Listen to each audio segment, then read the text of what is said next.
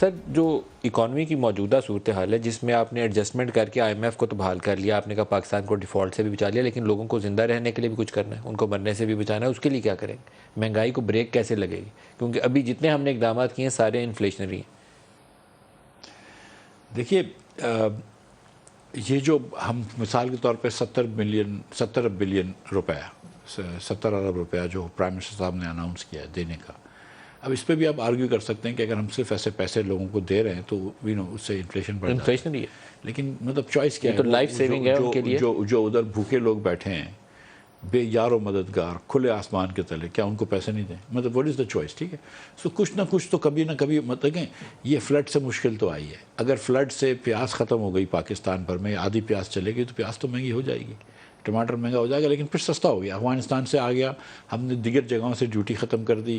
آپ کو یہ میں خوشائند بات بتاؤں کہ چین ہمارا اتنا اچھا دوست ہے کہ وہ گلگت بلتستان اور کاشگر کے راستے سے وہ ٹماٹر اور پیاز بھیج رہا ہے، تو انشاءاللہ تعالی ہم چیزیں اس کو کنٹرول میں لے کر آئیں گے۔ اور مہنگائی کو کنٹرول کرنا ہمارا اس وقت بہت بڑا ٹارگیٹ ہے، اور اگر فلڈز کے علاوہ اگر ہم کوئی اور چیز کر رہے ہیں تو سچ مچ انفلیشن کے بارے میں میٹنگز کر رہے ہیں۔ مفتہ صاحب آپ کے پاس 6 ماہ کی مدت تھی ایز فائنانس منسٹر، جو اگلے ماہ آئی تھنک 8 یا 9 تاریخ کو پوری ہو جائے گی، some thing like that, middle of 9 اکتوبر کے قریب۔ تو مفتاح اسماعیل اس کے بعد کیا ہوں گے؟ فائنانس منسٹر رہیں گے یا جسٹ PMLN کے ورکر کے طور پر کام کریں گے؟ کیونکہ فائنانس منسٹر تو آپ ایز اٹ از کنٹینیو نہیں کر سکتے۔ فائنانس منسٹر تو نہیں رہ سکتا، اب پرائم منسٹر کا ثواب دید ہے کہ یا تو وہ مجھے چاہیں تو ایڈوائزر بنا ایڈوائزر ٹو پرائم منسٹر، یا چاہیں تو وہ گھر بھیج دیں، یا چاہے تو گھر بھیج دیں۔ لیکن از اٹ ڈیسائیڈڈ کہ آپ کو رہنا ہے یا اسحاق ڈار نے آنا ہے؟ ہم نے آپ کے حق میں بھی آپ کے خلاف میں بھی کافی باتیں پڑھی بھی، دیکھی بھی، سنی بھی، لیکن پارٹی نے فیصلہ کیا ہے کہ 9 اکتوبر کے بعد مفتاح اسماعیل خزانے کی چابی سنبھالیں گے۔ مفتاح ویسے بھی چابی ہیں تو وہ خزانے کی چابی مفتاح کے پاس ہی رہے گی یا وہ اسحاق ڈار کے پاس ہوگی؟ مجھے سچ مچ پارٹی نے اگر کوئی فیصلہ کیا تو مجھے اس بارے میں اطلاع نہیں دی گئی ہے، اور میں پوچھتا بھی نہیں ہوں، جب وقت آئے گا تو پارٹی بتا دے گی۔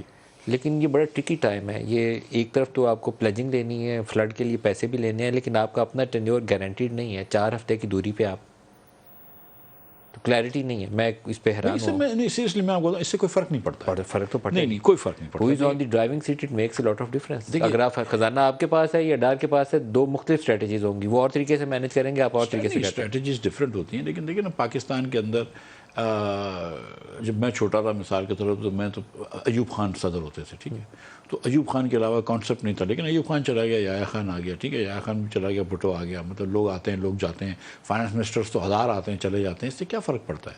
مطلب میرا نہیں خیال ہے کہ میں چلا جاؤں گا اور کوئی اور آ جائے گا تو اس سے کوئی فرق پڑے گا پاکستان کو۔